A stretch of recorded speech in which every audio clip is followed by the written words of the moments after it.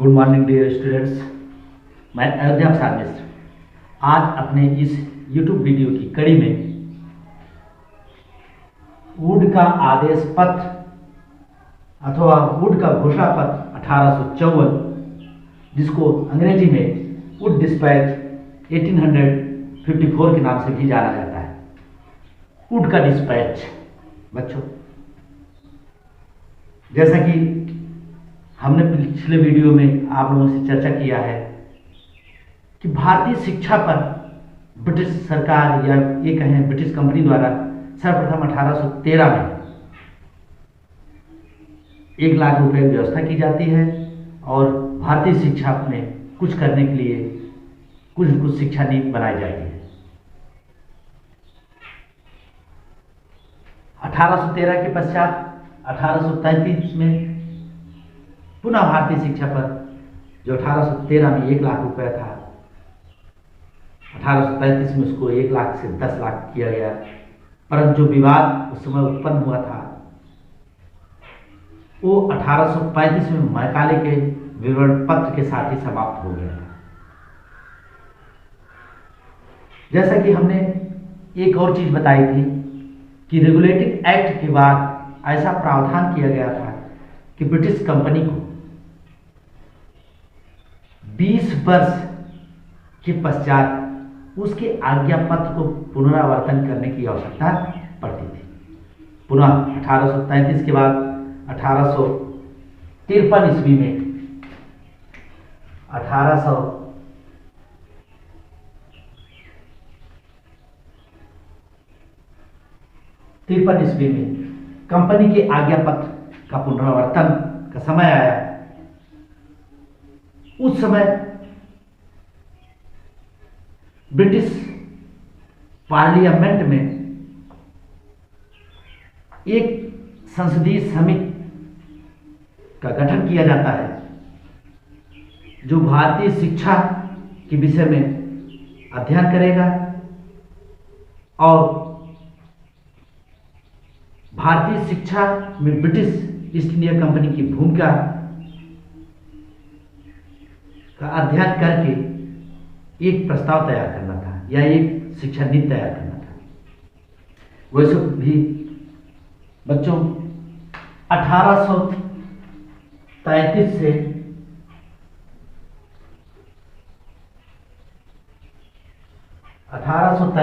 1853 ईस्वी के अवधि को या 1833 से 1853 के इस काल को भारत में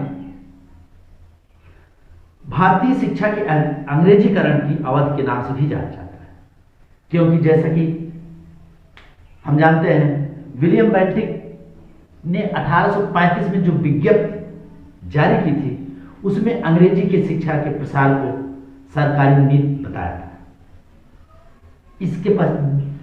इसके पश्चात ही भारत में अंग्रेजीकरण की शुरुआत होती है। तो 1853 में जब ब्रिटिश ईस्ट इंडिया कंपनी के आज्ञा पत्र का पुनरावर्तन का टाइम आता है, वुड के आदेश पत्र का वही एक मूल कारण है, क्योंकि 20 वर्ष पश्चात कंपनी के आज्ञा पत्र का पुनरावर्तन किया जाता था। तो उस समिति ने जो ब्रिटिश संसदीय समिति बनाई गई थी उसने भारतीय शिक्षा पर अध्ययन किया और उसमें ब्रिटिश ईस्ट इंडिया कंपनी की भूमिका का अध्ययन करते हुए उसके उत्तरदायित्व का निर्धारण किया और जिसने एक प्रस्ताव तैयार करके ब्रिटिश संसद के सामने रख दिया। ब्रिटिश संसद में उस प्रस्ताव पर या उस पत्र पर विचार विमर्श करने के पश्चात एक भारतीय शिक्षा नीति तैयार की गई और उस भारतीय शिक्षा नीति की घोषणा सर चार्ल्स वुड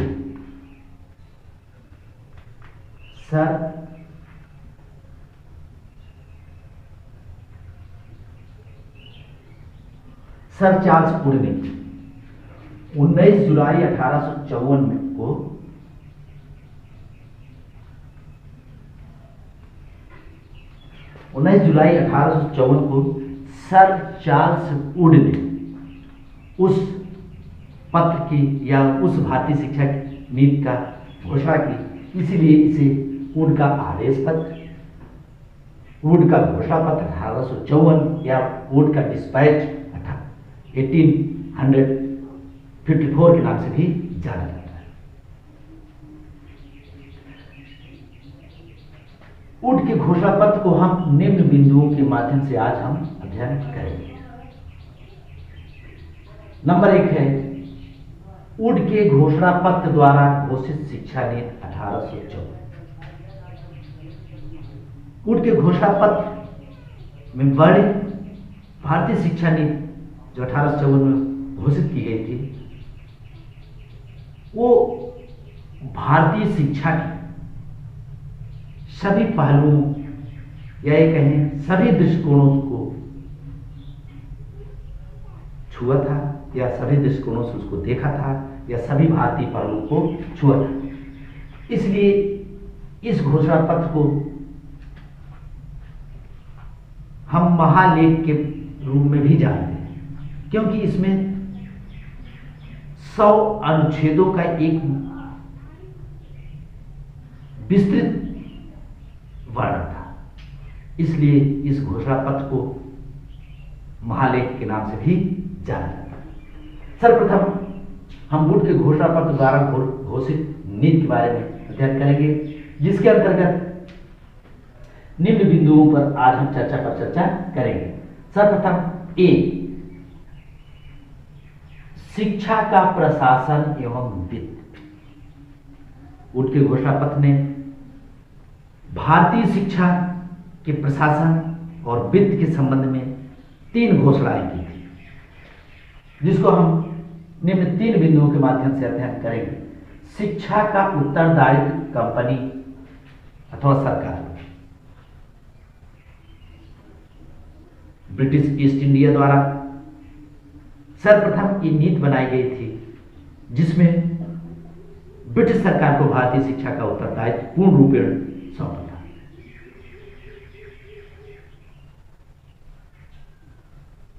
शिक्षा का उत्तरदायित्व कंपनी सरकार कहने का तात्पर्य अब भारतीय शिक्षा का संपूर्ण उत्तरदायित्व कंपनी सरकार को सुनिश्चित किया गया, जिसका नीति निर्धारण और कार्यान्वयन कंपनी सरकार करेगी।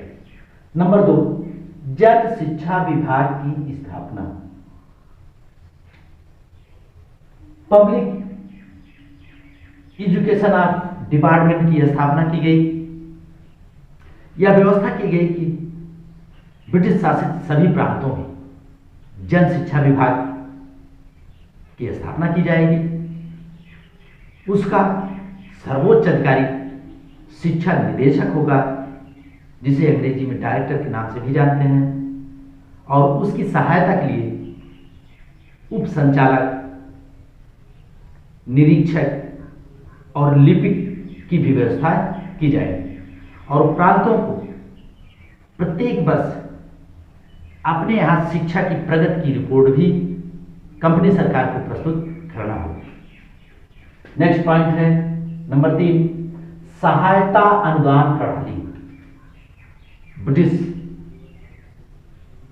शिक्षा के इतिहास में अगर हम अवलोकन करें तो सर्वप्रथम भारतीय शिक्षा के क्षेत्र में सहायता अनुदान प्रणाली, जिसे ग्रांट इन एड्स के नाम से भी हम लोग जानते हैं, ग्रांट इन एड की सर्वप्रथम चर्चा वुड के डिस्पैच में ही होती है।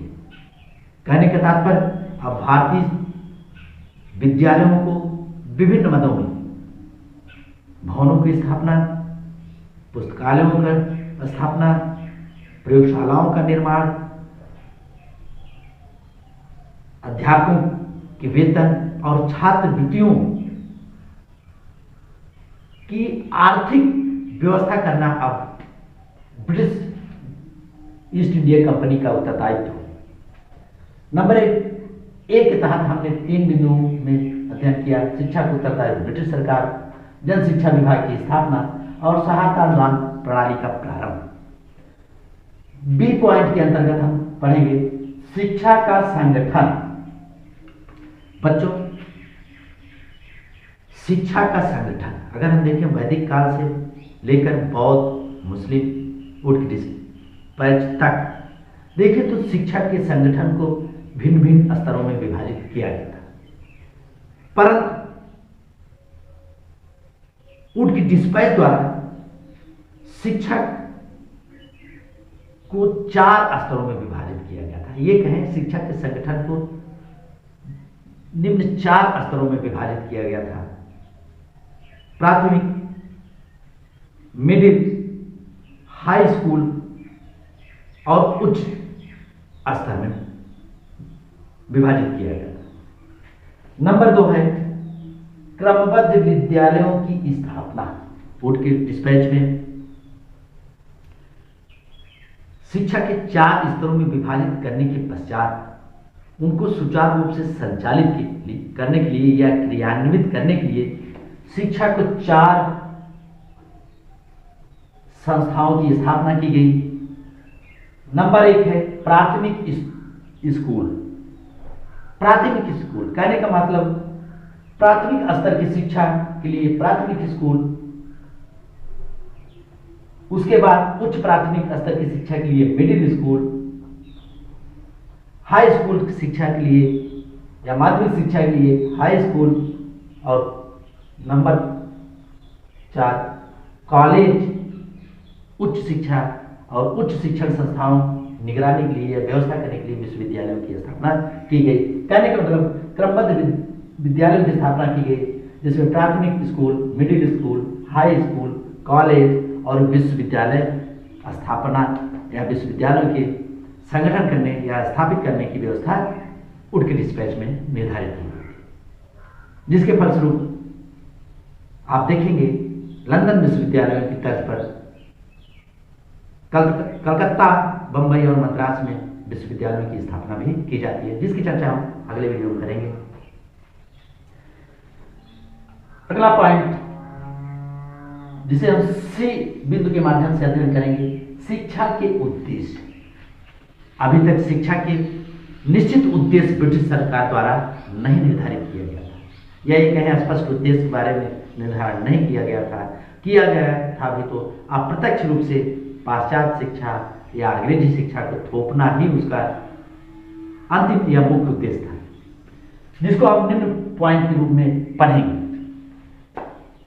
और इस उड के घोषणा पत्र का पहली बार भारतीय शिक्षा के उद्देश्य जो स्पष्ट थे उनको हम इन 5 बिंदुओं के माध्यम से अध्ययन करेंगे। नंबर 1 है भारतीयों का मानसिक विकास करना, उनके बौद्धिक स्तर को ऊंचा उठाना। कहने का तात्पर्य डियर स्टूडेंट्स, प्रथम उद्देश्य जो निर्धारित किया गया था ये भारतीयों के पक्ष में था, जिसमें भारतीयों का मानसिक विकास करना, उनके बौद्धिक स्तर को ऊंचा उठाना। दूसरा पॉइंट था भारतीयों को पाश्चात्य ज्ञान विज्ञान से परिचित कराना और उनकी भौतिक उन्नत करना। ये भी देखा जाए अप्रत्यक्ष रूप से भारतीयों के पक्ष में ही था कि भारतीयों को पाश्चात्य ज्ञान विज्ञान से परिचित कराना और तत्पश्चात उनका भौतिक उन्नत करना। तीसरा पॉइंट था भारतीयों के जीवन स्तर को ऊंचा उठाना और भारत में अंग्रेजी माल की मांग बढ़ाना। स्वाभाविक सी बात है कि इसमें देखा जाए अप्रत्यक्ष रूप से ब्रिटिश ईस्ट इंडिया कंपनी का भी लाभ था, क्योंकि भारतीयों का अगर भौतिक स्तर ऊंचा उठाया जाएगा, स्वाभाविक सी बात है भारतीय स्तर ऊंचा उठने पश्चात ब्रिटिश वस्तुओं या ये कहें अंग्रेजी माल की मांग स्वाभाविक रूप से बढ़ जाएगी। नंबर 4 भारतीयों का नैतिक एवं चारित्रिक विकास। सर्वप्रथम उठ के इस डिस्पैच या घोषणा पत्र में भारतीय नैतिक और चारित्रिक विकास की चर्चा की गई थी और इसके विकास के लिए प्रावधान भी किया गया था। नेक्स्ट पॉइंट है राज्य सेवा के लिए सुयोग्य कर्मचारी तैयार करना। राज्य की सेवा के लिए सुयोग्य कर्मचारी तैयार करना ये अंग्रेजों की शिक्षा का एक मुख्य उद्देश्य था और इसको देखें तो उड के डिस्पैच में भी इसको स्थान प्राप्त हुआ था, क्योंकि अंग्रेजों का उद्देश्य भारत में शिक्षा देने का पर्याय यही था कि भारत में कलरकों का या बाबुओं का निर्माण किया जाए। तो ऊँट डिस्पैच का भी एक उद्देश्य था, या ये कहें इसका भी एक राज्य की सेवा के लिए सुयोग्य कर्मचारी तैयार करना सुनिश्चित किया गया। इसके पश्चात बच्चों डी पॉइंट के अंतर्गत हम पाठ्यक्रम के विषय में चर्चा करेंगे। डी पॉइंट के अंतर्गत पाठ्यक्रम करिकुलम।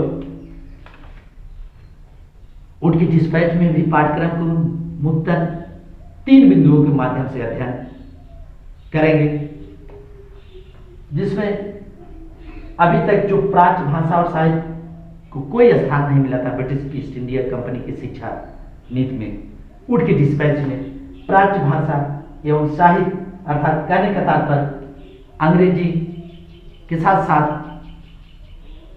अरबी, फारसी, उर्दू, संस्कृत या अन्य भारतीय भाषाओं का स्थान मिला, और साथ ही साथ प्राच्य साहित्य या भारतीय साहित्य को भी उचित स्थान दिया गया। नंबर 2 था पाश्चात्य ज्ञान विज्ञान को विशेष स्थान। प्राच्य साहित्य और भाषा का स्थान देने के पश्चात भी ऊँट के डिस्पैच में जो पाठ्यक्रम निर्धारित किया गया था उसमें पाश्चात्य ज्ञान विज्ञान को विशेष स्थान दिया गया था, अर्थात पाश्चात्य ज्ञान विज्ञान से उन्नत कला कौशल, विज्ञान, चिकित्सा, साहित्य आदि के बारे में अध्ययन पर जोर दिया गया था। और ऊँट की डिस्पैच में ये भी घोषित किया गया था कि हम बलपूर्वक घोषित करते हैं कि हम भारत में जिस शिक्षा के प्रसार को देखना चाहते हैं वह यूरोपीय ज्ञान है। कहने का तात्पर्य बलपूर्वक ये भी घोषित किया गया था कि हम भारत में उस शिक्षा व्यवस्था का प्रचार प्रसार देखना चाहते हैं, वह है यूरोपीय ज्ञान। कहने का तात्पर्य यूरोपीय ज्ञान को अप्रत्यक्ष रूप से सबसे ज्यादा बल दिया गया था। नेक्स्ट पाठ्यक्रम के अंतर्गत देखेंगे धार्मिक शिक्षा की सीमित छूट। कहने का तात्पर्य मैकाले की शिक्षा व्यवस्था में जो धार्मिक शिक्षा की तटस्थता की भूमिका अपनाई गई थी। कहने का तात्पर्य सरकारी विद्यालयों में धार्मिक शिक्षा नहीं प्रदान की जाएगी, परंतु ऊँट के डिस्पैच में धार्मिक शिक्षा की कुछ छूट दी गई थी, और छूट सरकारी विद्यालयों में नहीं था, वो छूट सिर्फ ईसाई विद्यालयों में प्रदान करने की छूट थी। और कहने का तात्पर्य ईसाई मिशनरियों को ईसाई विद्यालयों के माध्यम से अपने क्षेत्र में ईसाई धर्म और साहित्य की शिक्षा देने का प्रावधान या छूट दिया गया था।